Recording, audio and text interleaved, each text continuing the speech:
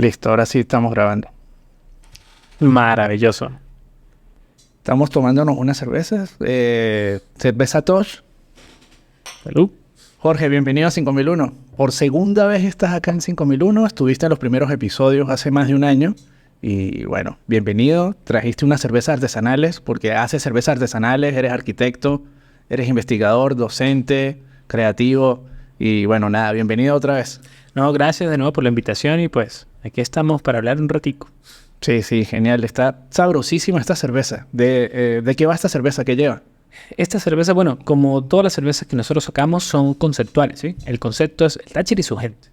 Ok, Esta genial. precisamente se llama Hechicera. Es un paseo al páramo. Está, de hecho, al abrir y servir la cerveza, salen los olores, sensaciones a eucalipto y herbales. Porque el Táchira en sí, para mí, o sea, la sociedad tachirense está compuesto por tres elementos principales. El primero son las hierbas. Ok. Las hierbas están en nuestra abuela, o sea, con cualquier cosa. Es más, está tan en nuestra sociedad que uno lo pasa desapercibido. O sea, Sí. como que Nuestra cocina está ahí. tiene que tener hierbas, lo juro. Tiene que tener hierbas. La panela. Nosotros estamos hechos de panela en sí. Y los cereales. Sea trigo, sea maíz, sea cebada en sí. Entonces, todo eso lo metimos en esta cerveza. Bueno, tiene hierbas, es herbal, aromático, un paseo al páramo. Tiene unos toques apanelados en sí que no lleva panela, pero hacen simular o hacen sentir esa sensación, ¿sí? Que, pues, de panela, de un calentadito, de un... Bueno, sí, te lleva esas bebidas tradicionales oscuras acá en... Oscuras de color. Quiero decir oscuras de color. Y ya cuando pasa mucho, se vuelven oscuros de otra manera. Sí. O todo se te pone oscuro también. Pero no, esto está muy buena, muy buena fragancia. De verdad, te felicito. Están saliendo muy buenas cervezas en San Cristóbal. Sí, Estoy impactado con la evolución de la cerveza acá. Hace tiempo estuvo la gente de Barba Negra acá. Carla y Emilio con su cerveza. también hacen muy buenas cervezas. Están haciendo muy buena cerveza y de verdad esta me tiene sorprendido. Gracias por traer estas botellas para acá. Eso es lo bueno del cervecero. Sí, Que le da a donde vaya. Bueno, en 15 días hacemos el tercer episodio otra vez. Por supuesto que sí. Bueno, nada, mira, estuvimos hablando en el primer episodio sobre las necesidades humanas. Específicamente de la pirámide de Maslow, de que no la compartes mucho. Y eso en ese momento me impactó demasiado porque es como nuestro referente. O sea, la pirámide de Maslow es nuestra guía para las necesidades humanas. Pero tú llegaste y cambiaste todo en ese episodio diciendo que no, que a ti no, que tú no comulgas mucho con la pirámide de Maslow. ¿Todavía sigue siendo así? Sí, por supuesto. En realidad, la pirámide de Maslow, bueno, eso como muchas teorías en sí, dieron sentido a una serie de necesidades que Maslow dice, bueno, la base en sí, pues, está en sus necesidades fisiológicas. Yo no puedo pensar en la autorrealización, que por lo menos está en la peldaño. Para recordar, la pirámide de Maslow tiene la base de las necesidades elementales, pues las necesidades más básicas que en las necesidades fisiológicas. Todo el aseo personal, incluso él coloca el sexo también en ese nivel. Luego viene el segundo nivel de la pirámide de Maslow, que es como las necesidades sociales, digamos, de cierto modo. Que si el afecto, que si ser reconocido, ser apreciado. Y luego la realización máxima del ser humano que se desarrolla, que ya es el pico de la pirámide. La parte más aspiracional y de desarrollo personal. Sí, entonces Maslow, según él clasifica pues, en una pirámide en la que usted no puede ir a la autorrealización si no cumple sus necesidades básicas, ¿sí? Entonces, pues, eso mucho está en boga por ahí, ¿no? Porque dice que, bueno, que usted sin hambre, ¿cómo es que va a pretender estudiar? Usted como que entonces le da una explicación también a la sociedad y al ser humano. Claro, suena lógico. Suena lógico pensar. Suena lógico. La cuestión está en que cuando uno va un poco más allá, entonces ya esas necesidades no son tan así, ¿sí? Porque puede ser que en una comunidad que sea muy pobre. Yo trabajé tiempo en Caracas, digamos, a comunidades de escasos recursos, en realidad, las situaciones que habían ahí eran bastante complejas. Entonces ahí es donde uno como que empieza a fallarle eso, ¿no? Porque Maslow también, o sea, uno lo ve en la universidad, uno ve esa pirámide, uno ve los ejemplos. Es la guía. Y es la guía. Entonces ve que habían situaciones en las que la gente no había comido, solamente cenaba, ¿sí? O solamente desayunaba, no tenía para más. Pero entonces resulta que esa gente también trabajaba, ¿sí? O los niños iban a la escuela. Había una necesidad que no solamente era fisiológica, ¿sí? Había muchas comunidades en las que los techos eran de cartón todavía, las paredes eran sábanas, no tenían piso. Ok. Pero resulta que hay un televisor con DirecTV. Ok, claro, sí, lo he visto demasiado en mis viajes en carretera, lo he visto muchísimo. Entonces, es una locura. Por lo menos... Entonces sí tiene esa necesidad de entretenimiento, esa necesidad de socializar, esa necesidad de hacer otras cosas más allá de sobrevivir. Eso mismo. Entonces uno dice, ajá, si hay necesidades fisiológicas que no están siendo como que satisfechas, entonces, ¿cómo es que aparecen otras necesidades que sí la están satisfaciendo en ese momento, pero las otras no? O sea, la base ya no es una pirámide, ya no es una base sólida que yo tengo que primero fortalecer para poder ir al siguiente nivel. Entonces el ser humano no funciona así, en realidad. Hay otras teorías. O sea, ya a partir de ahí, pues, yo fui buscando otras teorías y dándole como que ese sentido, pues, a mi trabajo, que también siempre ha sido conceptualizar. Okay, sí, claro, desde ser arquitecto, conceptualizar las obras y todo esto, también se puede llevar a la parte humana de las necesidades. Sí, pues pero ya, tú dices que entonces no podemos pasar como de capa en capa. No, porque esto no funciona de manera secuencial, sino que funciona como en red. Eso como un círculo. Eso funciona en red, ¿sí? Todas las necesidades humanas, hay unas más que otras, obviamente según el momento, ¿sí? Porque usted puede ser que no comió, pero resulta que va a ver a su novia. Entonces resulta que tiene una hambre increíble. Pues usted no le va a decir, no, espérame porque es que yo voy a comer primero. Y si está molesta, ¿cuál necesidad, cuál decisión usted toma para satisfacer necesidades? ¿Cuál es la prioridad que vas a asignar ahí en ese momento? ¿Cuál es la prioridad que vas a asignar ahí? ¿Sí? Y esa decisión, ¿por qué pasa? Entonces resulta que hay puede ser que una vez dice, no, nos vemos ya después de comido porque... ahí cambia el asunto. Ya no es tan piramidal, sino es una serie, una matriz, una serie de necesidades interlazadas que uno dice, cada persona le da una prioridad. ¿Sí? Entiendo. Hay teorías que dicen que las necesidades salen a partir de las capacidades del ser humano. Ok, pero ¿cómo es eso? Desarrollalo un poco más. Esas capacidades, por lo menos existen filósofos en sí modernos que hablan de las 3 capacidades elementales, que es lo que nos separa a nosotros como especie humana del resto de las especies. Bueno, eso sí, una gran pregunta, porque de verdad es que hay mucha gente que le dicen, ¿qué separa al ser humano del resto de los animales? Hay gente que dice que el arte, pero también los animales hacen arte a su manera. Entonces, creo que no va por ahí la respuesta.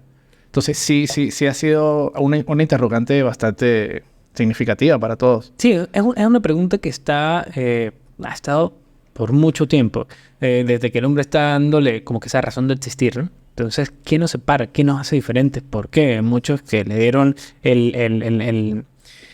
como que el significado de los dioses, que nosotros somos especiales y que únicos seres, imagen a semejanza, que yo lo creo porque como que parte de mi formación, yo lo asimilo, sí, pero viéndolo desde el punto de vista social, desde el punto de vista de la historia, no es tan así. Eso es algo que nosotros mismos creamos, ¿sí? Okay. Entonces, muchos filósofos, bueno, entre esos uno, Yuval Noah Harari. Harari, sí. Yo saco varios fragmentos, quizás no esté del todo de acuerdo con cómo la visión que él tiene del mundo, ¿sí? Bueno, que él es mujer, ¿no? No, él es hombre, pero es homosexual. Ah, ok. Yuval Noah Harari. De hecho, bueno, él no vive en Israel por eso mismo. Supongo que debe ser por eso. Pero, No, porque Israel es el país del Medio Oriente en donde... bueno, él es de allá, pero bueno, ya no vive allá. Y bueno, tiene su primer libro muy famoso, que es uno de los libros más vendidos de la historia, que es Sapiens.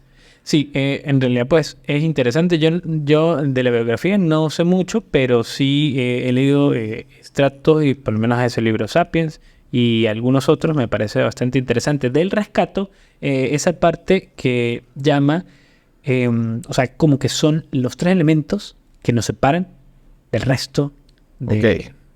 de especies en sí, ¿sí? El primero es la capacidad de comunicación, la capacidad social. El ser humano es un animal social. Eso ya se ha repetido por mucho tiempo. Sí, sí, O sea, claro. eso ya se conoce. Pero él lo trata pues un poquito más allá, que no solamente es el ser social que usted llegó y habló, sino que lo importante que es eso para el ser humano. Porque el ser humano nunca, o sea, es la única especie que se reúne de más de 10, 20 personas. Más de 10, de 20 individuos en sí. Usted no ha visto que los monos lleguen y se unen por los derechos de los monos. No, no, en absoluto, claro que no. No, no, no. Sí, Otra sí. especie se encuentra con la misma especie y luchan hasta morir a ver quién queda. Sí, claro. De hecho, en las fogatas llegan a reunirse, a hablar, a conversar, y eran grupos bastante grandes de seres humanos. Bueno, él lo llama la capacidad del chismorreteo. Del chi. Ok, ok. Ese es el término que utiliza, ¿sí? Eso me parece interesantísimo, porque bueno, a partir de ahí, pues ese chismorreteo, como que ese juzgar al demás, a los demás, me va a decir a mí si es bueno o no para mí y para mi grupo. Es ¿sí? que, bueno, es que solamente esa capacidad social o esa capacidad de comunicación ya te permite expandir la mente de una manera, porque, o sea, te hace ya evaluar lo que tienes al frente. Ver que el que tienes al frente es como verte a ti, pero distinto. Entonces te hace empezar hasta darte tu puesto en la vida, en el universo, en el planeta. Saber qué tienes igual y qué tienes diferente. Creo que sí, ese es un factor y que lo estás haciendo consciente en ese momento. Es un factor increíble. Bueno, a partir de ahí sale un montón de necesidades increíbles, porque es que el ser humano es complejo y complejo. Ojo, hablo de complejidad en la que intervienen muchos factores, ¿sí? O sea, ese es como que la definición de complejidad. Intervienen muchísimos factores. Y a mí me gusta utilizarlo con sistémico porque todos los factores se interconectan y forman un sistema o muchísimos sistemas. Entonces, ahí viene la complejidad con lo sistémico, que todo es, o sea, entrelazado. Entonces, otro de los, como que, de esas características, de esa... Capacidades que nos Sí. diferencian del resto de los animales. es la capacidad para crear. Ok, esa es la segunda. Esa es la segunda, Capacidad para crear. para crear. Esa capacidad para crear, pues ya se ha hablado mucho, el ser humano es creativo, o sea, como que nos diferencia en eso. Pero a medida que pasa el tiempo, o sea, se ha dado cuenta que otros animales también fueron creativos, ¿sí? Otras especies humanas han utilizado también herramientas. Entonces, no solamente es la capacidad para crear, es la capacidad para creer. Que eso no lo habían incorporado en los estudios. Porque dice, bueno, Ok. el ser humano pues inventó el Homo sapiens, el hombre sabio, ¿no? Así es nuestra especie. Pero, aunque debería ser el hombre que cree, la creencia es la que nos rige todo. Ok, Todo más allá, sigue. claro, estos son los tres factores que tú Bueno, dices. ese es el segundo. El tercero es entender el entorno. Allá, creatividad y creencia para ti Es una sola. Es una sola. Sí, a partir de la creencia sale la creatividad. Ok. Y eso lo tengo para desarrollar ahorita. Sí, sí, porque eso sí me acaba de sorprender, pero sí, sí me encantaría desarrollar eso un Sí, poco más. ese es uno solo. Y la otra es la capacidad para entender el entorno. ¿Sí? Ok. De ahí donde sale, por lo menos los otros animales, entienden el entorno en el que se comunican también. Tienen esa capacidad social, se comunican, dicen, bueno, ahí hay peligro, no vaya, ¿sí? Pero el ser humano salió más allá, en el que dice no solamente hay peligro, este río pasa con tanto caudal por tal cosa, entonces nosotros vamos a utilizar otra capacidad de superar todo lo que nosotros tenemos. El ser humano no puede volar, hay aviones.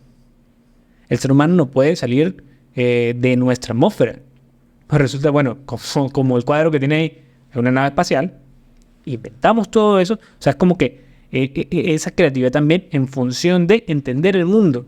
Ahí es donde el autor habla de que nació la física, nació la biología, nació la matemática. Es cuestión de entender el mundo. O sea, ese impulso creativo es en afán de dominar la naturaleza, de dominar el mundo. Sí. O sea, darte cuenta del entorno que tenemos y dominarlo porque el entorno de verdad en esa época primitiva, o sea, hacía todo para que tú no existieras. Es la fuerza, esa fuerza de la naturaleza había que dominarla. Entonces, ahí es. Y, o sea, lo último está el entorno, entender el entorno, dominar el entorno, ¿sí? Que podría ser una capacidad social y el porqué de dominar el entorno.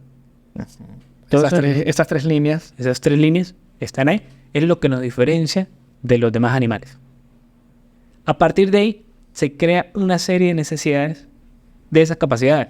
Porque si no las tiene nadie más, ¿sí? Pues obviamente el ser humano las necesita. Entonces esas necesidades son complejas. No solamente es como que, voy a ir a echar cuentas con mi vecino porque... que también es una necesidad. Uno dice, no, que eso está mal. Sí, mira, es que de verdad yo por mucho tiempo vi como que la pirámide de Maslow era el camino a seguir. Y es como, no solo el camino a seguir, que era como actuábamos nosotros en realidad. Y sí, después de que conversé contigo en ese episodio anterior, me di cuenta que es como el modelo a seguir, pero que no lo hacemos totalmente. Uh-huh. O sea, es como establecer la prioridad.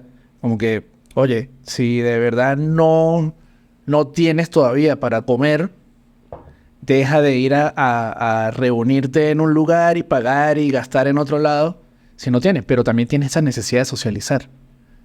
Entonces sí veo que uno puede saltar a cualquiera de todas las necesidades o incluso ir a salvar a alguien en el barrio para que te reconozcan, te vean o trascender y ayudar a la comunidad.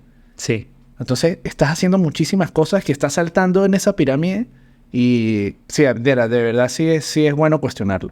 Sí, porque de hecho, pues por lo menos quien salva a una persona y se sacrifica por ella, ¿sí? ¿Cómo que en ese caso? El héroe. Que el héroe, pero resulta que ¿qué necesidades tiene para... O sea, ¿qué necesidades está como que correspondiendo al individuo? Entonces resulta que no hay una necesidad en ese momento individual o pasó por encima de esa necesidad individual. Ya no es la fisiológica, ya que se murió, bueno, ahí salta. Sí, toda la pirámide sí, ahí era una necesidad de trascendencia. ¿Vio? Entonces, total. Ya no es solamente... Y la puede hacer incluso con hambre. Sí, claro. Sí, claro, por supuesto, es el detalle. Entonces, ahí está la cosa en que las necesidades humanas, pues, son muy complejas, son sistémicas. No es solamente una pirámide que uno debe satisfacer primero aquí. Es que tengo una reunión, pero no he desayunado. Ajá. Sí, no, pero hay cosas que no esperan. Pero uno puede establecer la prioridad. Y ahí sí... Uno puede establecer la prioridad. Pero entonces la cuestión está en cómo entonces, para los que necesitan analizar las necesidades del hombre, por dónde arrancar, por dónde empezar. Entonces, a través de por lo menos estas cosas que nos diferencian de lo otro, ¿sí? Entonces vienen otras teorías. Han salido al mundo a través de los años, han nacido otras teorías, por lo menos está la biopsicosocial, que esa nació en la medicina, que entonces habla que son de las mismas tres necesidades, pero solamente lo hablan distinto, ¿sí? Se han dado cuenta la gente en distintas oportunidades de la vida, distintas épocas, distintas personas, distintas sociedades, que eso es lo que nos separa de los otros a través o sea, si eso nos diferencia, nos van a crear una serie de necesidades. Entonces, por lo menos... Jorge. Antes de seguir avanzando con la teoría biopsicosocial, que me llama mucho la atención, quiero que cerremos el punto anterior donde decías que la creatividad y la creencia van de la mano. Ajá. O sea, ¿qué es lo que hace que seamos creativos porque creemos o que tenemos esa capacidad de crear solo por la creencia? O sea, quiero profundizar un poquito más ahí. Bueno, yo le voy a contar a través de cómo fue asentándose el ser humano, ¿no? Porque dice que un punto de inflexión en el ser humano tiene aproximadamente 250.000 años. Sí, el Homo sapiens sapiens, ¿sí? Tiene 250.000 años. Dicen que a partir de que el ser humano domesticó la agricultura, fue un paso trascendental y a partir de ahí creó la ciudad y a partir de ahí y eso. O sea, eso fue evolucionando. La cuestión está, ¿por qué domesticar la agricultura? ¿Cómo fue que domesticaron la agricultura? ¿Para qué intención? O sea, ¿con qué si el ser humano era nómada? ¿Así era feliz? Sí, claro, por supuesto. O sea, ¿cómo llegaron a la conclusión Ajá, de entonces... que si esperaban 4 meses iban a cosechar? Sí, entonces, o sea, ¿por qué? ¿Cómo fue que pasó eso? Entonces resulta que la historia ha obviado la parte de la creencia y lo importante que ha sido para el desarrollo del ser humano. Tribus nómadas le han atribuido, o así como uno que le encuentra una razón de ser el ser humano. ¿Sí? ¿Cuál es la razón de ser de la existencia? Cuando el ser humano pierde esa razón de ser, entra en depresión. Entra en que no quiere estar en este mundo terrenal. ¿Sí? O bueno, no solamente quiere dejar de existir porque no tiene razón de ser. Entonces, eso siempre ha sido una pregunta del ser humano desde el principio.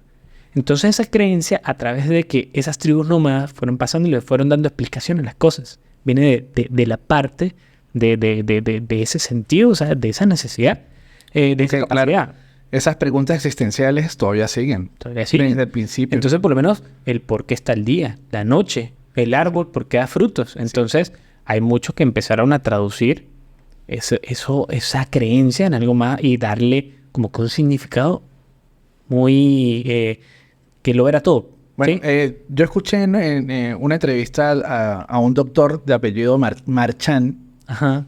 el doctor Marchand, que él decía que lo primero que se creó fueron las mitologías, por las creencias. En realidad. Y esas mitologías fueron lo que dieron paso a las futuras religiones que se crearon en el mundo. Sí. Entonces, pero que esas mitologías se formaron por la creencia de la necesidad de buscar una razón de ser al entorno que tenías al frente, porque era indescifrable. O sea, era algo que hasta en ese momento se está la humanidad empezando a dar cuenta. ¿Y esto qué es? O sea, no tenemos... porque claro, el resto de los animales no se pone a cuestionar el mundo. Simplemente actúa según sus necesidades biológicas y va de aquí para allá, pero sentarse a cuestionar las cosas... El ser humano, el Homo sapiens, fue de los primeros que empezó a hacer esto.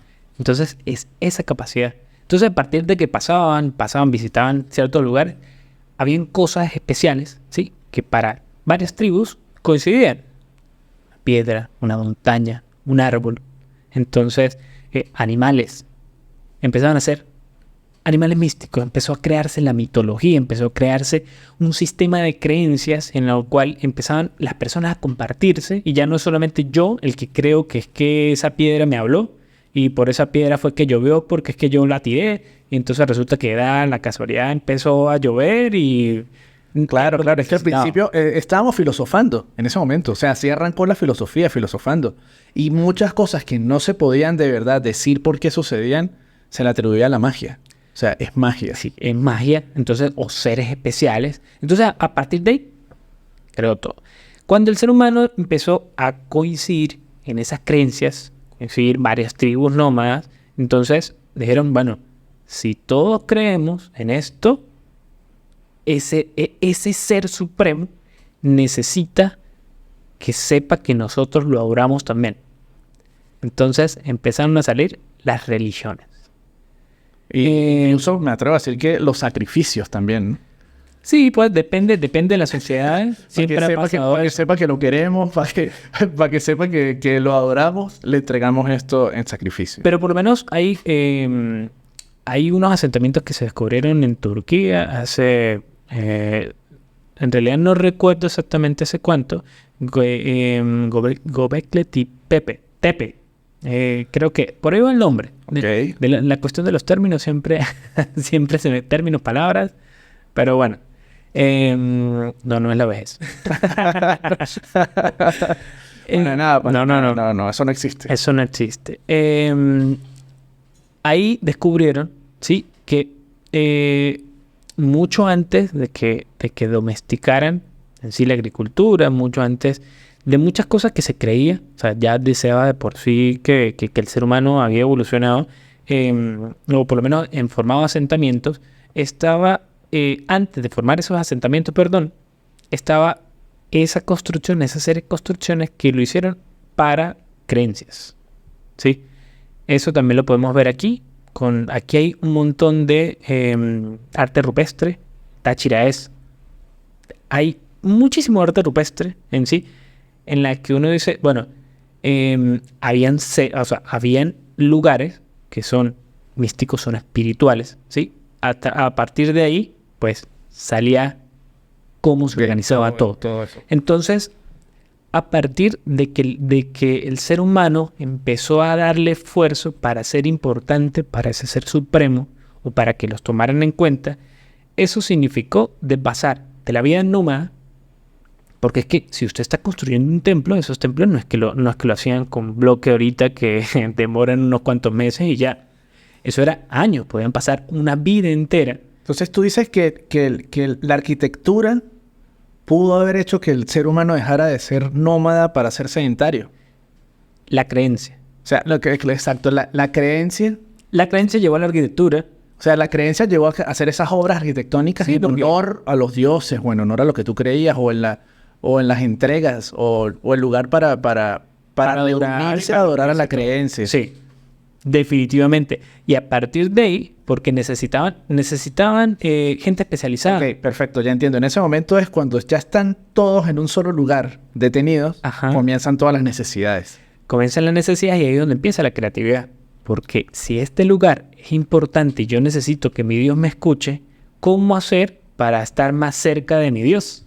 Entonces empiezan a ver, ¿cómo vamos a construir eso? No es para la necesidad quizás del ser humano, es para la necesidad de otra cosa que no eran ellos, ¿sí? Porque ellos eran felices resguardándose en cuevas, resguardándose bajo los árboles. Así pasó la humanidad durante 200.000 años. 200.000 años. 2.000 años. Que es muchísimo tiempo. Para cómo estamos, como para el tiempo que llevamos, o sea, la humanidad como uno la conoce. Bueno, Roma. Hablamos del Imperio Romano. Que van a decir, esto con el Imperio Romano. Fue hace 2.000 años. Estamos hablando de 200.000 años a 2.000 años. Claro, por supuesto, es demasiada la diferencia. Es muchísima la diferencia. Entonces, el ser humano era feliz, ¿sí? O por lo menos sus necesidades las satisfacía. Cuando empezó a darse cuenta, empezó a trabajar por esa creencia, como que se desató la creatividad. Entonces, ahí es donde la diferencia, la creencia va ligada a la creatividad. O sea, viéndolo ya desde ese punto de vista, sí, totalmente van de la mano. Pero ¿tú crees que hoy también? O sea, en pleno 2024 la creencia te impulsa a ser creativo. Más todavía. ¿Por qué? Porque cuando usted tiene algo entre ceja y ceja, empieza a buscar las maneras para poder realizarlo. Si usted no tiene nada, si usted no tiene ese pensamiento, no tiene esa creencia, porque uno lo llama, no, es que se me ocurre una idea.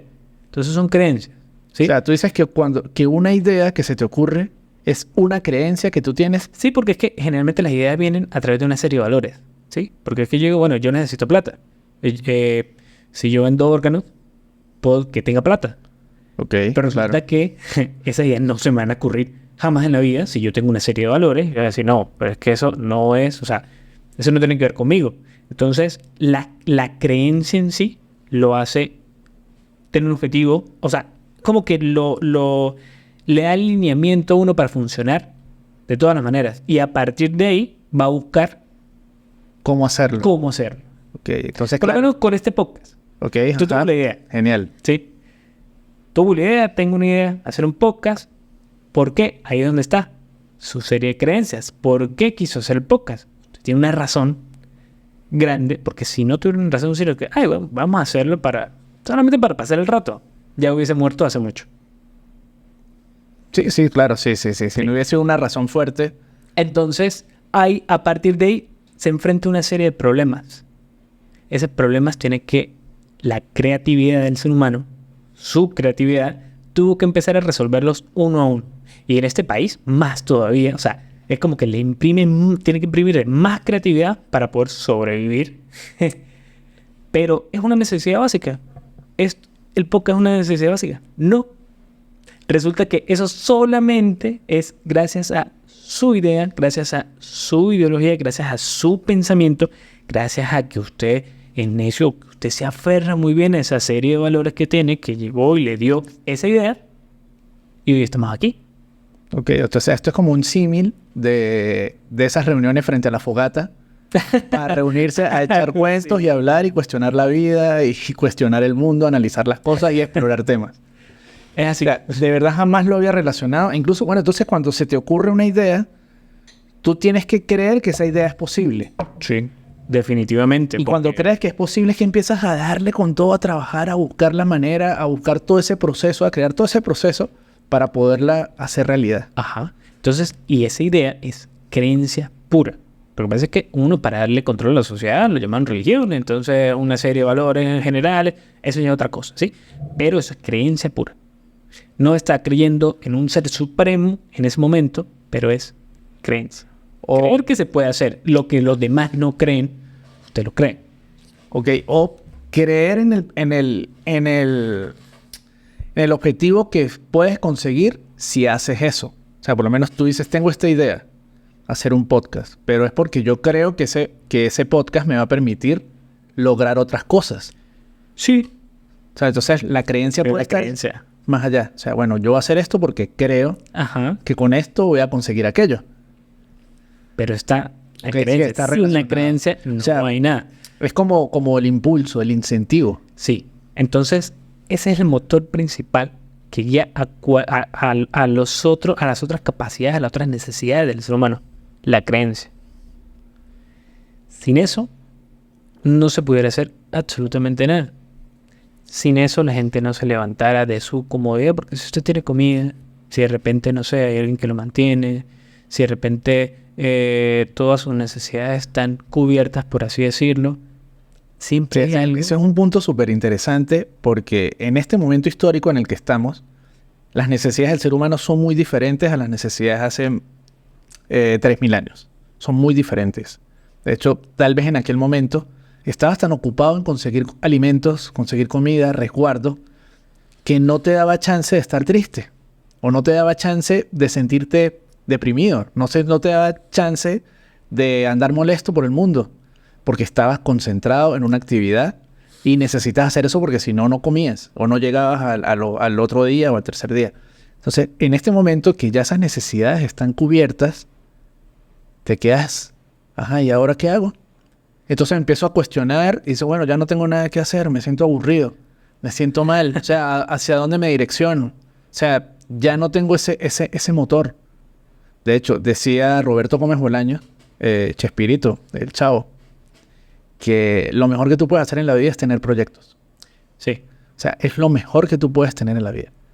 Ya sea proyectos en el de índole económico, de índole de desarrollo personal, proyectos para ayudar a otras personas, ni siquiera para ayudarte a ti, pero tú tienes que estructurar proyectos en tu vida, es lo mejor que puedes hacer. Ahí es donde está el sentido de la vida. Y le das el sentido a la vida automático. Entonces sí creo que va por ahí, está súper interesante. Sí. Yo no sé si tú sabes quién es Simon Sinek. Él tiene un libro bestseller que se llama El Porqué. Comienza por el porqué, se llama. Comienza por el porqué. Entonces él dice que cuando lanzas un proyecto, la gente no va persiguiendo el producto que tú estás ofreciendo en el proyecto o en el emprendimiento que tengas. La gente persigue es por qué tú lo haces. Eso es Entonces, otra cosa. Él explica ahí. Entonces puso un ejemplo, el ejemplo de... A ver, son muchos ejemplos que están en ese libro. Voy a decirte el de la gente que inventó que intentó hacer el primer avión. Ajá. Él dice que el sueño de ellos era volar, hacer algo que volara. No me acuerdo el nombre de esa gente, los hermanos... se me olvidó. Okay, pero el deseo de ellos era que el ser humano volara como volaban las aves.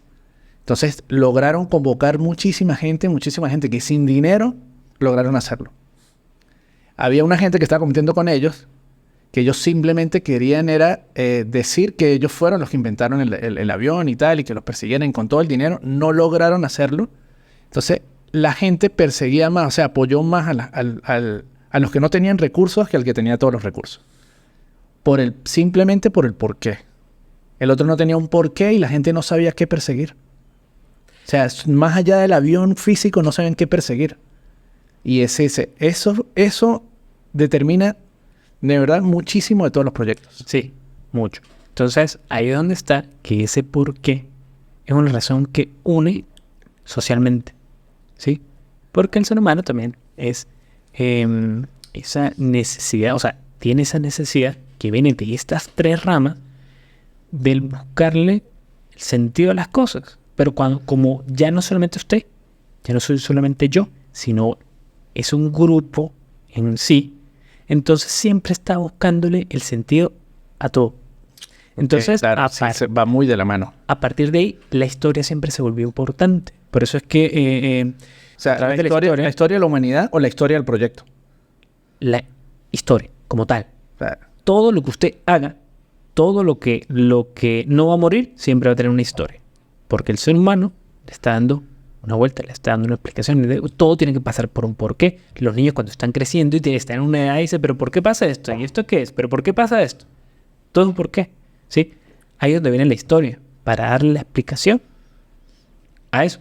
Entonces, usted tiene su creencia, pero tiene que tener la historia para que usted haga llegar esa creencia a los demás. Puede ser que, como hay muchas ideologías por ahí que por un lado está esa ideología, pero sacan una historia y hay mucho cazabobo que llega, o sea, eso es cazabobo y entonces llega mucha gente que se siente identificada para apoyar a esto, pero su ideología es otra cosa, ¿sí? Solamente es un feel. Porque ellos descubrieron que esa historia vale.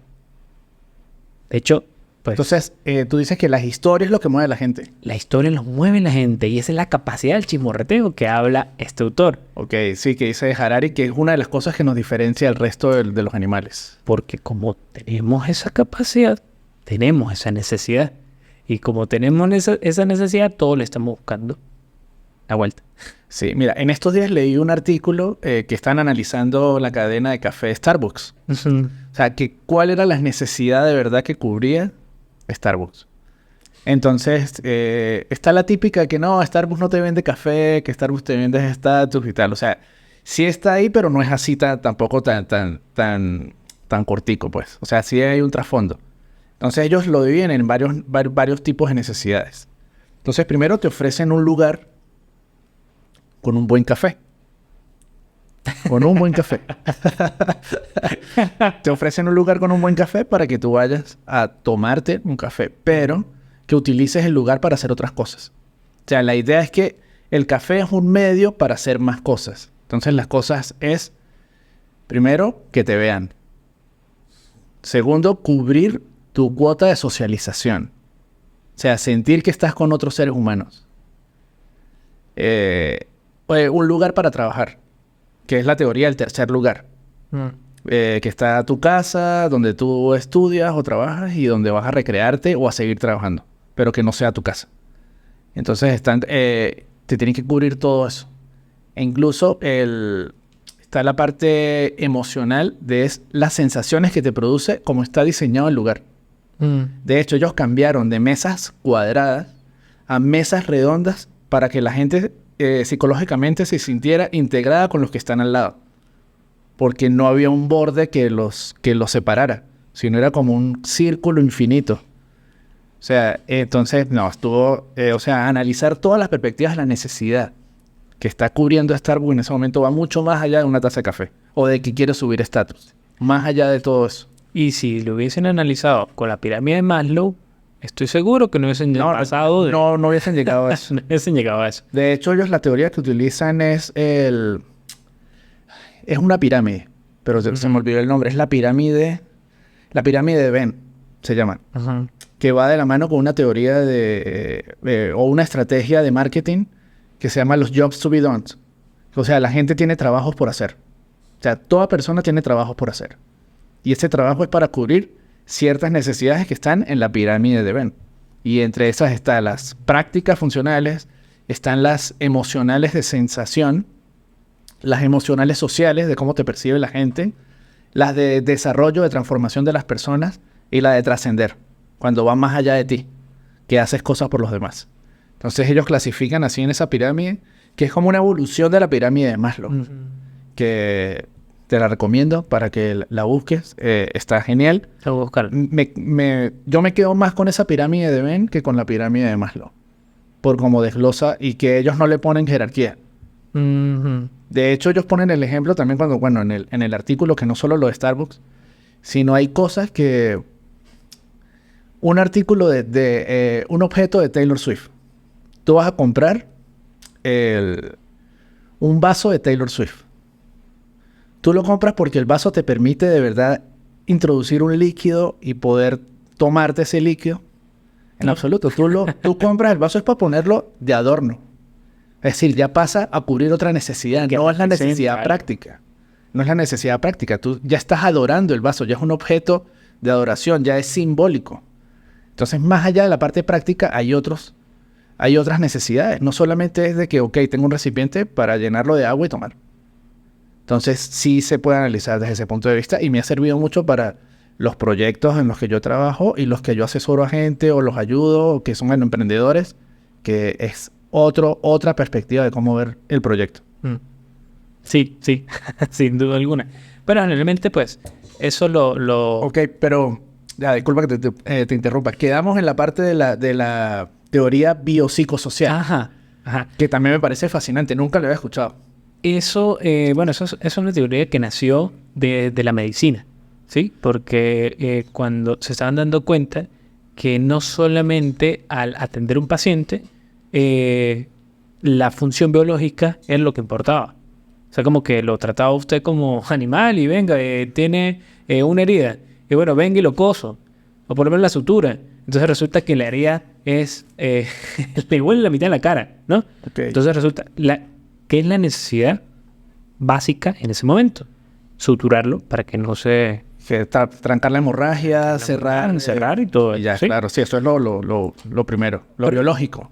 Eso. Pero resulta que no solamente importa eso. O sea, se dieron cuenta, pero en los años 70, en Estados Unidos, se dieron cuenta que no solamente importa eso, porque resulta que eso tiene unas repercusiones sociales, ¿sí? Cómo esa parte biológica repercute con lo que usted está pensando o las sensaciones que están en ese momento o la parte social. Resulta que la parte social usted tiene una abertura así, entonces lo cosieron como coser zapatos. Entonces resulta que le quedó una cicatriz horrorosa. ¿Usted cómo se va a presentar ante la sociedad? ¿Cómo eso le va a afectar psicológicamente? ¿Sí? ¿Se va a recuperar? ¿Cómo es la recuperación? ¿Se va a recuperar adecuadamente ante eso? Ok, es la parte biológica, la parte social y la parte psicológica. Las tres líneas en simultáneo. En simultáneo, ¿sí? Okay. Entonces, si uno ve eso, tiene mucho que ver con las capacidades que analizó el otro autor, que son las mentales, psicológicas, de creencia, las sociales y las biológicas de entender el mundo. O sea, en ese caso, ¿cómo te vas a presentar para el chismorreteo? Exacto, no puedes. No puedes. Y la implicación de que usted vivir así, que usted diga, bueno, yo me cohíbo de hacer muchas cosas porque ¿qué dirán, no? O sea, un montón de cosas, ya soy un monstruo, ya empieza a tener unas repercusiones mentales. Entonces, ¿cómo usted va a hacer? O sea, ¿cuáles son todas las repercusiones que hay en el ser humano? Entonces, usted lo curó, pero ¿en realidad lo curó? En realidad, o sea, esa necesidad solamente fue biológica. ¿Qué línea, exacto, viéndolo así, qué línea atendiste? O sea, ¿qué línea, esa necesidad fue la que atendiste? Entonces, a través de eso, o sea, a partir de eso, se creó, o sea, le dieron como sentido a esa teoría en el que no solamente el paciente era una carga más, que solamente tenía que atenderlo biológicamente, sino también tenía que considerar otros aspectos en los que lo más que pudiera abarcar el médico y dentro de sus propias herramientas, tenían que abarcar esas tres líneas. Ajá, y entonces si decimos que cuando queremos decir qué es el ser humano, podemos decir es un cuerpo biopsicosocial. Podremos ver desde algunas perspectivas. O sea, ¿me puedo definir así? Sí, claro. ¿Tú crees? Un ser biológico. O sea, yo soy mi cuerpo y biopsicosocial. Sí. O sea, si lo vemos desde ese punto, lo que pasa es que ahí tocó un área en el que generalmente eso se piensa desde la psicología, ¿no? Entonces la psicología, apartado del todo, apartado del cuerpo, del yo, un montón de teorías que espero que los psicólogos no me maten, pero generalmente pues se habla de eso. Cuando uno dice, qué soy, entonces empieza a aplicar otras teorías que definen las características del ser humano, pues hay veces que puede aparecer un choque, ¿sí? Porque se supone que qué soy es la forma en la que usted está pensando, usted es materia, no es materia. Entonces, si dice que, o podemos decir que es un ser, o sea, yo soy un ser biopsicosocial, no es muy loco pensarlo, porque bueno, sí, soy un ser biológico, ¿sí? Que actúa bajo las leyes del universo. Soy un ser social y soy un ser mental, que ahí vienen también las sensaciones, ¿sí? Las sensaciones, sentimientos, que pues eso es parte de nosotros. Claro, de hecho, bueno, yo que soy ingeniero, que siempre ando con esa mente cuadrada en ese aspecto, si nos vamos a las leyes de la termodinámica y de cómo se rige el universo, la energía se manifiesta a través de la materia y a través de las ondas. O sea, eso es la energía. Tú puedes recibir energía en forma de materia y en forma de onda, están las dos. Porque está la dualidad onda-partícula de la luz. Pero viéndolo en el ser humano, nosotros tenemos las dos cosas. Tenemos energía en forma de materia y energía en forma de onda. Que si los pensamientos, que si las creencias, las sensaciones, las emociones, eso le pertenece al sistema nervioso. Pero entonces, si lo ves desde ese punto de vista, también se puede categorizar así. Sí, entonces la cuestión es compleja porque tiene muchísimos factores. ¿Cómo reunirlos? En una sola. En una sola, ¿sí? Bueno, ¿cómo es? Se reúne. Biopsicosocial, podemos trabajarlo. Creo que es la respuesta más sencilla para algo complejo, ¿sí? Que puede resumir muchísimas cosas y que a partir de ahí pueden... Bueno, menos que nos permite ser prácticos. Sí. Ya sea incluso para tratar a alguien, para incluso desarrollar un proyecto creativo, desarrollar un emprendimiento. De hecho... organizar cosas, o sea, todo. En esa parte hay otras teorías que también salieron, por lo menos de la literatura, ¿sí? Hay una teoría que se llama la teoría de los cronotopos. Entonces, que a partir de que hay ejes también mentales, hay ejes de alrededor de lo que correspondería la biología. O sea, de el mundo, entender el mundo alrededor, ¿sí? El entorno. El entorno. Está el eje mental y está el eje social. A partir de ahí, un ruso, se me va el nombre, creó una teoría que todo eso estaba reunido en un espacio-tiempo, en una línea espacio-tiempo específica. Entonces, esas necesidades del ser humano, lo que usted iba a atender, por lo menos en cómo usted iba a echar ese cuento en la literatura, ¿sí? Tenía que tener los tres ejes principales, el mental, el social y el entorno, más una línea del espacio-tiempo. En ese punto, ¿dónde y en qué tiempo se desarrolla? Ok, entiendo, claro, por supuesto. ¿En qué momento histórico estás? Al menos verlo desde ese punto de vista. Eso mismo. Entonces en la arquitectura también agarró un loco, agarró esa teoría que no tenían, me imagino que no tenían la idea de este biopsicosocial. Entonces muchas personas han pensado estos tres elementos que nos separan de la mayoría para construir sus cosas, sobre todo para construir conceptos. En la arquitectura hay un profesor de la Universidad de Barcelona que él para conceptualizar, o sea, tiene teoría sobre conceptualización. En este caso la arquitectura, pero que se puede traspolar a cualquier otra cosa. Para darle sentido, ese sentido, generalmente a marcas, a cualquier cosa se conceptualiza. O sea, digamos que la obra arquitectónica como producto. Entonces puede ser cualquier otro tipo de producto. Puede ser cualquier otro tipo de producto. Ok. ¿Sí? Entonces agarró eso y lo llevó a la arquitectura, que se relaciona con con esta teoría de la medicina biopsicosocial, pero agarró un eje psicológico que lo llamó psicogénesis, ¿sí? La génesis psicológica del proyecto. Okay. La otra es de morfología, morfogénesis, creo que es de lo construido, ¿sí? Las formas de lo construido que hay alrededor y todo eso. Y la otra es la parte social, que es la línea, el eje social que usted tiene que trabajar, sí o sí, porque está trabajando en una sociedad, ¿sí? Entonces, todo eso lo reunió para construir, o sea, como que como que en la intersección de esas líneas está el proyecto arquitectónico. Ajá, las tres líneas son la psicogénesis. Ajá, la psicogénesis, parte de la arquitectura mental, todo eso, morfogénesis, que es... Morfogénesis. Ajá, que es todas las formas que va a tener el proyecto, las formas materiales del proyecto. Si nos vamos a la otra teoría, pues eso tiene que ver con la física, con la biología. O sea, entender el alrededor, el cuerpo, o sea, ¿dónde estamos? Eso es. Okay. Y la otra, la social. La social, que no me acuerdo exactamente el término que le dio. Sí, claro, va muy bien. La social, ¿sí? Entonces, eso mismo lo trabajo y esa mezcla entre las tres, o sea, todo está relacionado. Usted no puede hacer un proyecto en la parte social sin tomar en cuenta la parte mental, sin tomar en cuenta dónde está. Ok. Eso va para todo. Me hizo recordar a un arquitecto asiático que está en México, que olvido su nombre en este momento, pero vi un especial de él que decía que el proyecto arquitectónico tiene la forma, el fondo y la finalidad y la función. Uh-huh. Entonces él decía que hay proyectos que se hacen donde lo primero es la forma y después tú buscas cómo darle la función a esa forma. O él dice, no, lo que importa es la función. Cuando tú ya tienes la función ya lista y todo, empiezas a darle la forma a esa función para que se vea bien, estético y tal.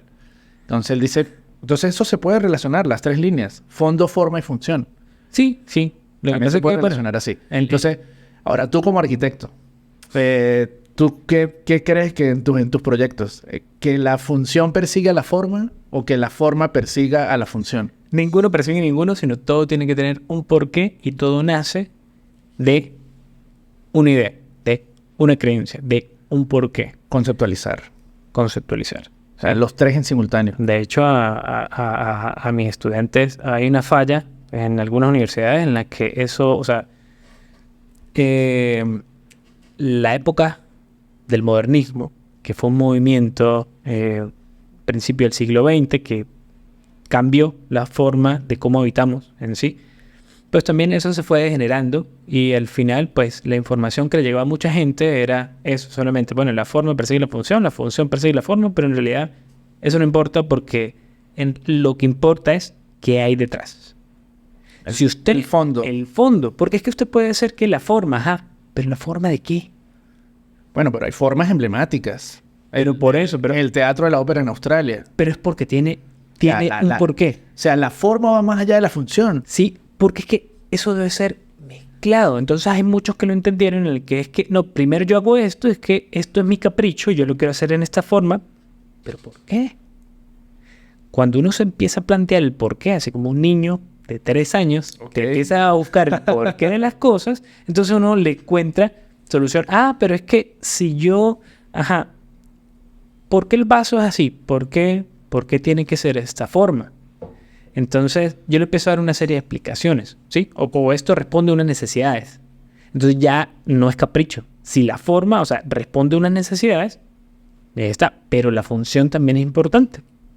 Si esa función no me responde a mis necesidades, no sirve, no es práctico. Entonces ahí no hay ni la forma sigue la función, ni la función sigue la forma. Eso no existe. Eso solamente tiene todo en conjunto, es sistémico, es entrelazado, es todo conectado, es complejo porque tiene muchas aristas. Entonces todo tiene que tener un porqué y la raíz está en el concepto que usted lo va a hacer, que es el lineamiento como que me da para manejar todo. Ok, sí, no, bueno, sí, ya te entiendo que es, digámosle, holístico.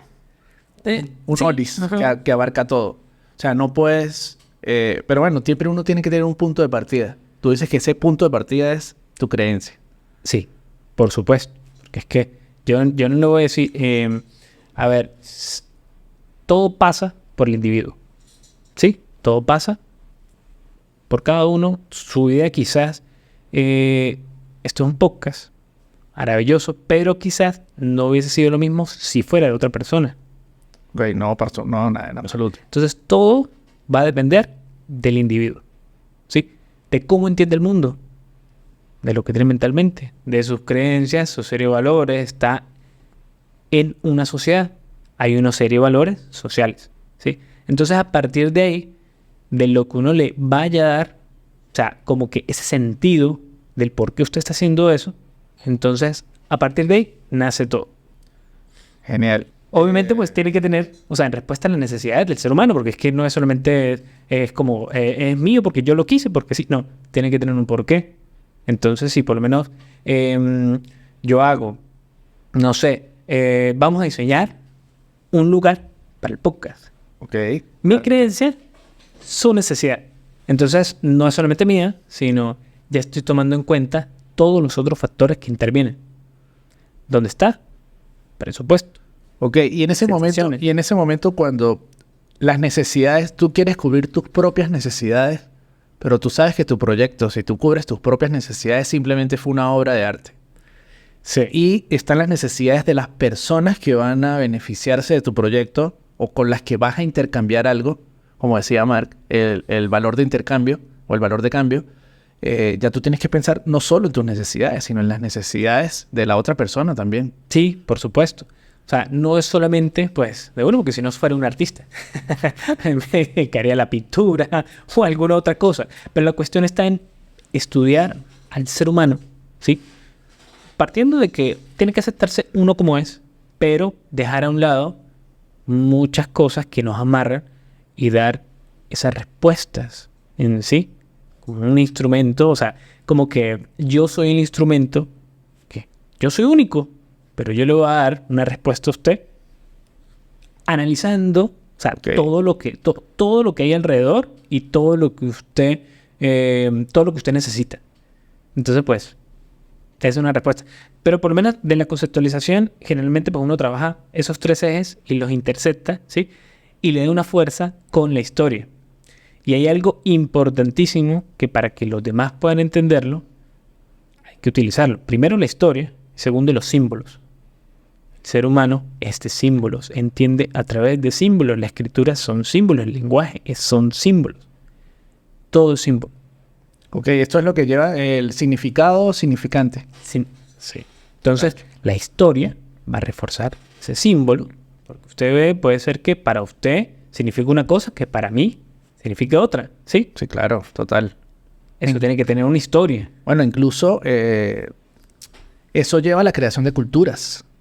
O sea, de movimientos culturales donde aparte de las creencias, tienen íconos que son particulares de esa cultura. Pongamos uno general que todo el mundo sabe, por lo menos la cruz, la crucecita de los católicos. Eso es un símbolo. Que sin decir nada tú la ves y ya sabes toda esa carga mental, emocional que tiene ese símbolo. Ese símbolo. Y el ser humano utiliza para todo símbolos, ¿sí? Todos son símbolos, las marcas son símbolos.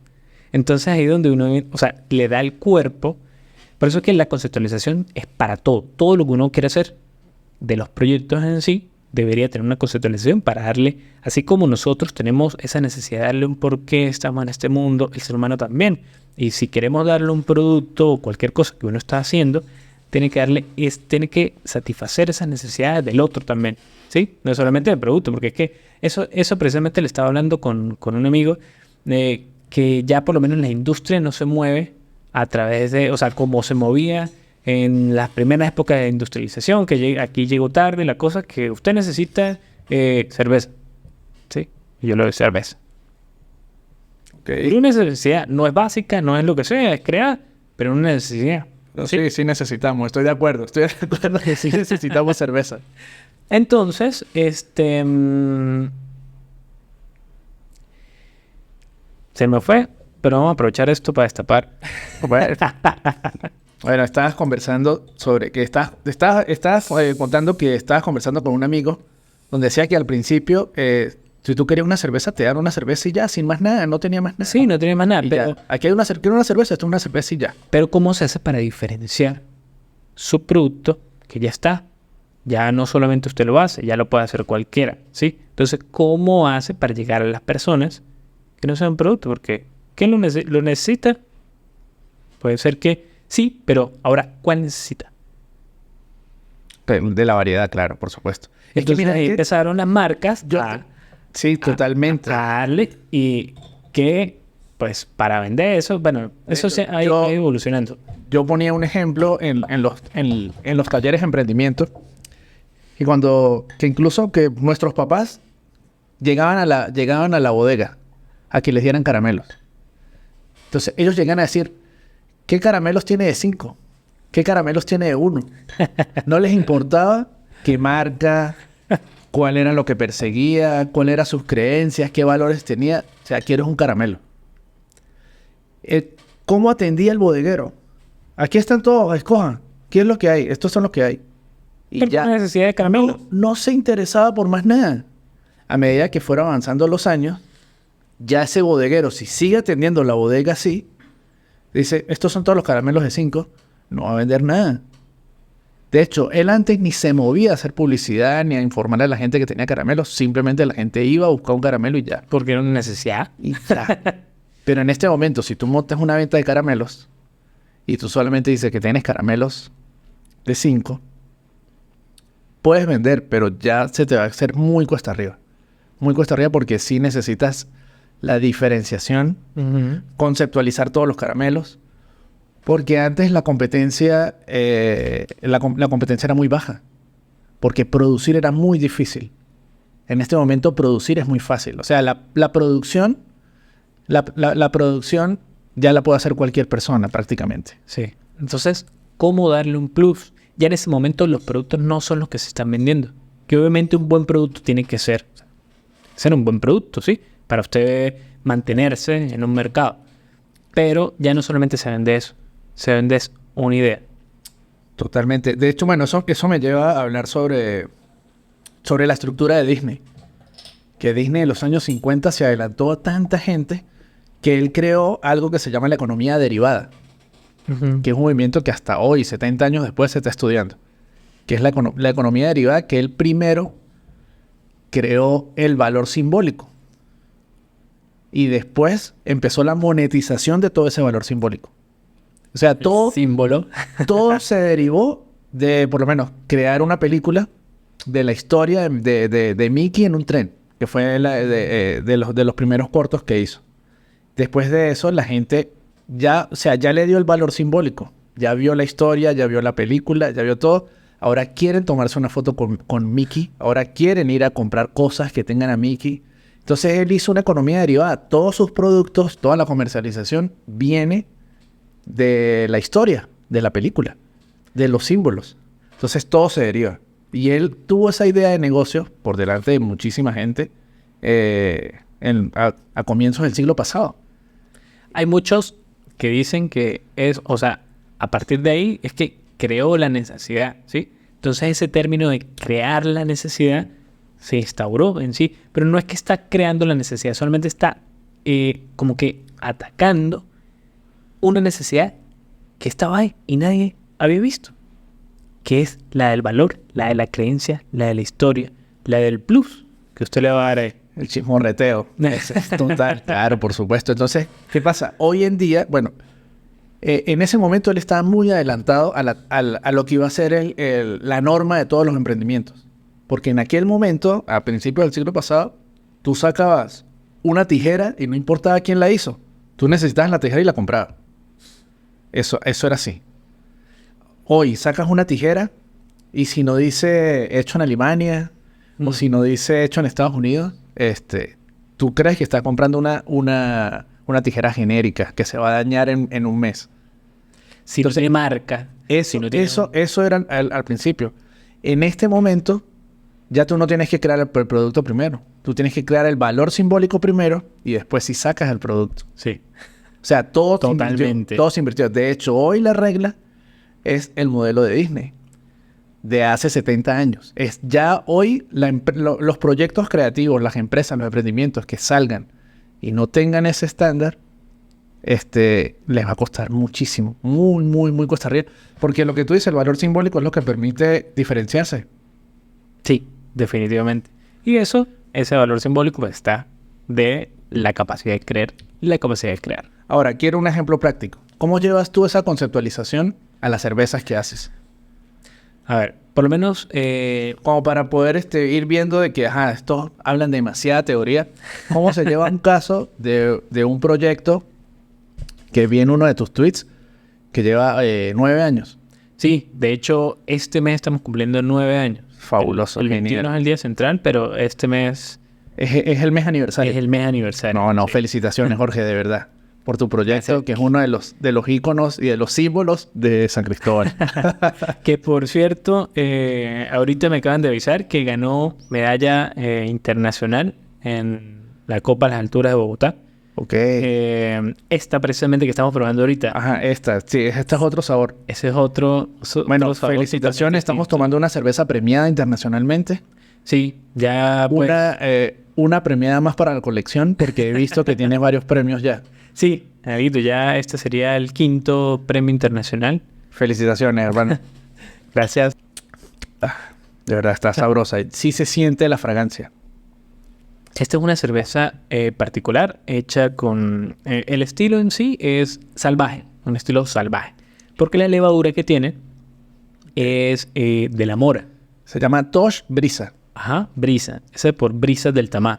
Viene con toda esa frescura en sí Ok. que le invade, tanto de frutal, tanto de cítrico, floral, que viene del páramo y da esa fragancia, esa frescura en sí. Esa es esta cerveza. Entonces, esa mora que fue cultivada en Villa Páez, en el páramo, bien dentro del páramo del Tamá, Delicias, unas 2 horas en carretera por esas montañas, más de 2.500 metros sobre el nivel del mar. Cultivaron esa mora, nosotros le hicimos un proceso, secamos, utilizamos eso, las levaduras que tienen, esas se llaman Brettanomyces, las que tienen generalmente las frutas, una capita blanca que sale de las frutas.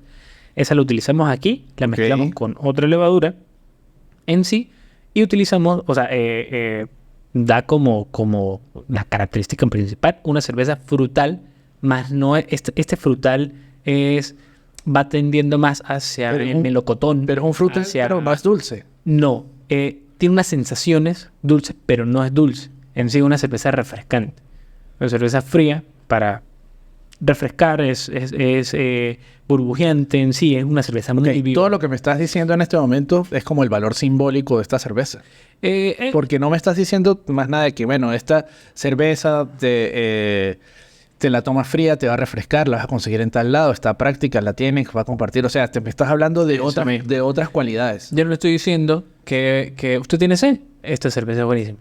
No, Ok, yo le estoy no. diciendo que esta cerveza está representado todas esas sensaciones del páramo que están bajando, que usted va en un paseo, va vía el páramo del Tamar. Usted sube para San Vicente la Revancha y usted saca la cabeza por la ventana Estamos hablando a cuántos metros sobre el nivel del a mar. unos 2.000 metros y empieza a sentir ese fresco, ese frío en sí de esa montaña. Ok. ¿Sí? Y usted saca la cabeza y empieza a ver y a oler todo eso y empieza a ver un montón de sembradíos de frutas, de melocotón, Ok. de durazno, ¿sí? Empieza a oler esas hierbas, el geranio, esas flores, ese geranio que hay en todos lados, ese cultivo de flores, ¿sí? Entonces esa mezcla, o sea, que es de uno, somos nosotros, es lo que está haciendo nuestra gente, está representado en cada sorbo. Cada vez que usted va a tomar eso, es un viaje. Entonces, en este caso, la conceptualización es esa metáfora. Sí, Total. sí. Todas las cervezas que nosotros sacamos, en sí las conceptualizamos en el Táchira o en algún pasaje o en el territorio o en la gente. Ok. Entonces, ¿cómo hicimos para, resumir esa conceptualización aquí? Entonces atacamos, por lo menos, el eje social, ¿sí? El eje social, realmente somos nosotros. Claro. No es, está en un punto, en un tiempo-espacio específico. Estamos en el Táchira, en los puntos en donde nosotros agarramos. Y bueno, entonces atacamos el eje social, atacamos el eje del plus de que no solamente, eso que siempre hemos estado, que siempre ha sido así, es lo que estamos acostumbrados, es lo que vemos el día a día, ¿sí? Es un plus al decir que eso vale. Ok, esa línea va por ahí. Esa línea va por ahí. De hecho, nosotros dijimos, todo lo que hacemos cotidianamente, todo lo que nuestra gente hace cotidianamente, que es bueno, que tiene valor, vamos a sacarlo y vamos a hacer que todos nosotros nos sintamos orgullosos de eso. Entonces, Perfecto, es lo que genial. hacemos. O sea, en sí es resaltar lo cotidiano de nosotros, el ser tachirense, la identidad que nadie se ha sentado a definirla, sino... Ok, entiendo completamente. Quiero hacer un paréntesis porque esto me lleva a ver, tú haces la metáfora de la brisa, el ambiente, los olores, todo lo que hay en el páramo, que es algo real. Pero por lo menos en el caso de Coca-Cola, cuando tú tomas una Coca-Cola te da ese shock de azúcar y ese burbujeo, ellos quieren vincularlo con la felicidad. De que esa sensación que estás experimentando con tu cuerpo es la felicidad. Entonces, esa metáfora en ese caso no es real. O sea, se la están atribuyendo.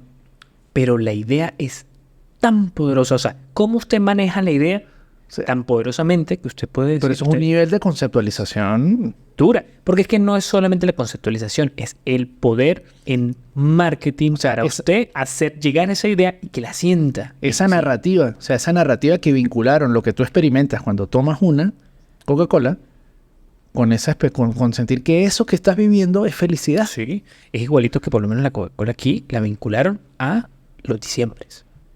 Yo no tomo, o sea, no tomo Coca-Cola porque no me acostumbraron de niño. O sea, no digo que sea mala, no digo que, uy, no, qué asqueroso. No, o sea, no la tomo. A ver, yo la tomo muy, muy rara vez. Pero por lo menos. Pero sí la tomo, pero, o sea, sí la tomo, pues, pero muy rara vez, muy rara vez. Pero, me explico. Diciembre. No, diciembre. Coca-Cola. O sea, ya es un símbolo de la Navidad venezolana. Es un símbolo. Entonces, por lo menos una cena navideña. Sin Coca-Cola está la yaca, está el pan de jamón, está la ensalada. Y la Coca-Cola. Y la Coca-Cola. Nadie lo habla, pero está ahí. Pero está ahí, por supuesto. Exacto. No llegues sin Coca-Cola. De hecho, yo soy de los que llega con chocolate. En Navidad. Sí. Sí, total. Y no tomo Coca-Cola, sino tomo chocolate. Pero si llego con chocolate y no llego con Coca-Cola, no, me sacrifican. Porque la gente está acostumbrada. Y en los cumpleaños también sucede. Ok, entonces quiero cerrar ese paréntesis de que esa metáfora es como inducida, es como impregnada, es como impregnada al producto. Porque en este caso esta metáfora también está siendo impregnada al producto, pero es real. Es real porque se está sacando los aromas y los sabores de allá. Sí, estoy utilizando lo que tenemos al alcance. O sea, no estoy, por lo menos desde Touch, no utilizamos una idea ficticia para meterle a la gente, mire, es que nosotros somos así. No, es que ya está. Es un viaje. O sea, usted lo transporta. Yo no tengo que decirle mucho, sino unas cositas y usted ya se va. O sea, piense y dice, ay, ¿se acuerda cuando yo fui tal cosa? Eso es así. Perfecto. Así. Perfecto. Chévere. La otra línea. Dijiste que tenías la línea, la primera fue la línea social. Ajá, la línea social, la línea psicológica desde la creación de lo que nosotros le damos el valor agregado. Y la otra es cómo está constituido. Entonces ahí también, o sea, es el producto. Ya, la parte corpórea, digámosle. Sí, es el producto. Lo otro, o sea, como lo vemos, de hecho, pues, la imagen, o sea, tenemos varias presentaciones, ¿sí? Pero la imagen es elegancia, es lo que, o sea, lo de nosotros vale. Simpleza, elegancia, y hay un toque como que muy de nosotros. La imagen es... No, y la calidad. Gracias. Ahí, pues, la última línea, pues, es eso, es entender el ambiente, cómo con los ingredientes sí pudimos representar eso que estamos hablando. Porque no, o sea, no solamente es que lo estamos hablando, sino que lo estamos representando aquí. Entonces, pues, eso tiene pues, un proceso bastante cuidadoso, que si lo descuidamos, o sea, descuidamos alguno, se nos cae. Esto nació como un emprendimiento hace 9 años, todavía estamos en esa fase de pasar de emprendimiento a una empresa consolidada. Pero si alguno se hubiese caído, no lo hubiésemos mantenido porque el dinero para poder mantenerlo, para que lo que tienen las grandes corporaciones... Sí, no hubiese sido sostenible, como tú lo dices, totalmente. Es que, mira, los proyectos tienen como 2 etapas. Está esa etapa donde tienes que experimentar hasta que llegas al modelo base. Donde ya tienes todo, ok, esto tiene que ser así, ya experimenté, probé, me fue mal aquí, me fue mal allá, ya, esta es la base. Cuando tengo esa base, ahora sí vamos a crecerla. O sea, viene ya la parte de expansión. Vamos a expandir esto. Ya tengo la base, ya tengo el modelo, ya lo consolidé, a la gente le gustó. Es lo que dicen hacer market fit con tu proyecto, con el entorno. Ya tu proyecto hizo market fit, ahora vamos a expandirlo. Y es bueno, ya eso es otra etapa del proyecto, ya es otras modalidades. Ya no vas en experimentar o ver cómo haces la metáfora, sino, ok, ¿cómo crecemos esto? Que es la otra etapa. Y pues bueno, yo sé que también estás en esa etapa de crecimiento. Ya hay gente que puede invertir en tu proyecto, que puede formar parte de la expansión de Touch. Y genial. Sí, sí. Bueno, de hecho, eso lo terminamos ya este año. Como que dimos finalizar esa etapa, entonces viene como que la etapa ya del desarrollo y empezar la producción bajo otros esquemas, ya un poco más amplio, ya pasar como para empresa consolidada. O sea, estamos en ese tramo. No, genial, Jorge, Sí. de verdad. Bueno, te deseo lo mejor con todo eso. Gracias. Muy, muy, muy bien. Y que es bueno tener el caso práctico de la conceptualización de un proyecto, la conceptualización de un producto, porque eso me recuerda mucho a una historia que escuché de cuando salió el iPhone de Steve Jobs con toda la gente que trabajaba. Steve Jobs llegó a decir que lo más importante del producto era la historia. Y lo que perseguía, o sea, lo que era la historia y lo que perseguía, o sea, era el valor simbólico del producto. Que el trabajo de todos los ingenieros y todo su equipo de trabajo era materializar en un producto que cumpliera con todo eso que ellos establecieron. Sí. Pues lo en realidad, persígueme esto que está aquí. en realidad, pues, sí, así, eso es parte de la conceptualización. Sin eso no hay producto, de ninguna manera, ¿sí? Eso es una de las claves, uno de los secretos muy guardados de mucha gente, porque es que eso no lo manejan muchas personas. O si lo manejan, yo no entiendo. O sea, yo en realidad esa parte no la comprendo, el por qué no la exteriorizan. No la exteriorizan, ¿sí? A ver, yo erróneamente tenía entendido, bueno, no sé si es erróneamente o quiero preguntarte a ti que me lo aclares, que conceptualizar algo era darle la forma sensible, o sea, era hacerlo percibible. O sea, tú tienes una idea y cuando tú lo conceptualizas es porque les das forma física percibible a esa idea. Ya no está en tu mente, sino está conceptualizada en algo que la gente puede percibir. Sí, en realidad... O sea, eso era lo que yo tenía entendido de conceptualizar. Por eso es que salen los productos concepto. Que dicen, bueno, sacamos este carro concepto. O Sí. sacamos este producto concepto, que es unas ideas que tenemos locas y sacamos para ver cómo reacciona la gente, cómo o por lo menos la gente que hace una serie de ficción. Que dice, bueno, esta es mi historia, este es mi guión. Ahora, ¿qué forma le vamos a dar a los protagonistas? ¿Qué forma va a tener el villano, el monstruo de la película? Entonces hacen el dibujo, la forma y tal. Y dice, bueno, esta es la conceptualización de estas ideas que tú tienes. Sí. En realidad la RAE pues, dice, o sea, la definición del concepto es lo que da, la imagen que da entendimiento a algo, a una idea. ¿Sí? Ok, claro. Y la imagen, erróneamente, porque eso sí de verdad estoy segurísimo, erróneamente cree la imagen que la gente que la imagen es solo visual. No. Y es la imagen que se compone en tu mente al interactuar de forma visual, auditiva, de tacto, sabor. Todo eso se genera una imagen en tu mente que es la imagen que está hablando la RAE en ese caso. Sí. Entonces hay mucho que dice, bueno, concepto, que es una definición de lo que se da. Otro que es la idea tangible, o sea, la construcción, la fase de construcción de lo intangible a lo tangible, ¿sí? Okay, Que es lo que estaba diciendo ahorita. Eso. Entonces, pues, el concepto es eso, es la construcción, la materialización en sí de las ideas. Eso mucho tiene que ver con lo que estamos hablando desde el principio, ¿sí? Que es la parte de creer y crear. Yo creo, lo construyo y lo tengo tangible. El concepto es esa parte tangible de mi creencia y de cómo yo busqué las herramientas necesarias para poder llevar esa creencia a lo físico. Eso está en todo, ¿sí? O sea, sí, desde las políticas públicas hasta los productos. Mira, yo me voy a quedar con eso, de esta conversación, que la creencia es lo que te da la fuerza para crear. O sea, se puede decir que entonces tu creencia es esa llama por dentro que te desarrolla la creatividad. Sí, sin duda alguna.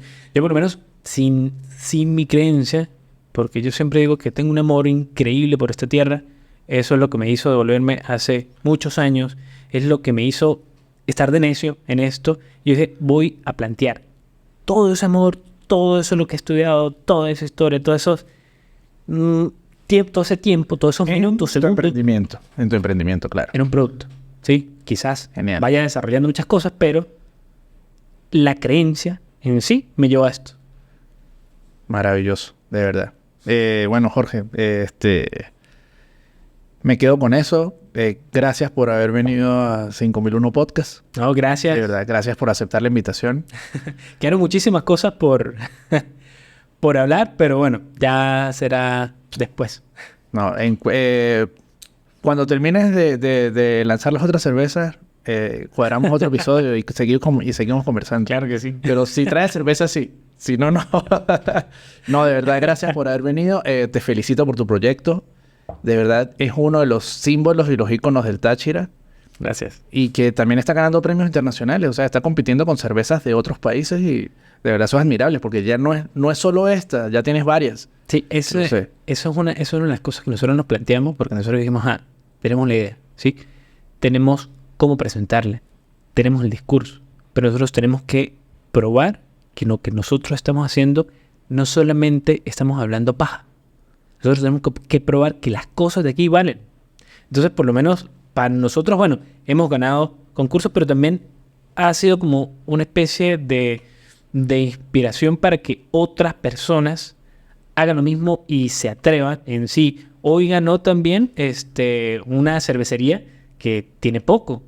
Se llama Cuatro Elementos. Tiene también otra medalla nueva aquí en San Cristóbal. Internacional. Entonces, eso por lo menos me contenta muchísimo porque no solamente somos nosotros, sino que otras personas que están aquí creen en lo nuestro, creen en lo que están haciendo y se atreven un poco para decir lo de nosotros vale y esta es la prueba. No, y que, mira, más allá, o sea, todo lo que dices es súper válido, pero sí hay que tener evidencia. O sea, sí hay que mostrar la evidencia porque eso también mueve a la gente. Sí. De hecho, incluso te mueve a ti mismo. O sea, cuando tú a veces desconfías en lo que haces, o sea, mira la evidencia. Si ya has ganado premios, si ya estás reconocido internacionalmente, si tu producto gusta, así tú te estés cayendo a mentiras, el síndrome del impostor, lo que sea, mira la evidencia. Y si esto es evidencia, eso te da fuerza. De verdad es una de las cosas que yo utilizo para darme fuerza, energía, motivarme. Todo eso es, ok, mira la evidencia. Si la evidencia te respalda, o sea, no hay motivo para dudar. Entonces, por ese lado, de verdad te felicito. Y al movimiento cervecero de San Cristóbal, que está agarrando fuerza cada vez más. Sí, bueno, gracias. Y tiene que estar en el próximo mercado 5001 todos. Sí. Esperemos que sí. Este último año ha sido de avances bastante interesantes y espero que pues ya podamos presentar un poquito más esos avances todos juntos. Menciona tus redes sociales, dónde te pueden conseguir, dónde pueden contactarte, qué pueden ver. Cerveza Touch en Instagram. Generalmente manejamos Instagram. Hay una cuenta de Twitter, pero esa en realidad puede estar un poquito olvidada porque... Bueno, es tu cuenta personal, pues. Sí, mi cuenta personal, JL Merchant. JLE Merchant. Ok, ahí te buscan a ti como persona y a tu producto Cerveza Touch. Cerveza Touch. Bueno, Jorge, muchísimas gracias por venir. No, gracias a usted por invitarme de nuevo. Y bueno, las puertas abiertas, de verdad, qué buena conversación. Aprendí un montón hoy y eso es súper genial. Pues a mí que me encanta todo esto. De verdad, gracias por venir a compartir todo esto. No, a mí tenemos que beber, me suelto. Sí, eso ayuda en la cerveza. Eso también es una necesidad que corre la cerveza. Bueno, entonces fue 5001 Podcast. Gracias a todos. Abrazo.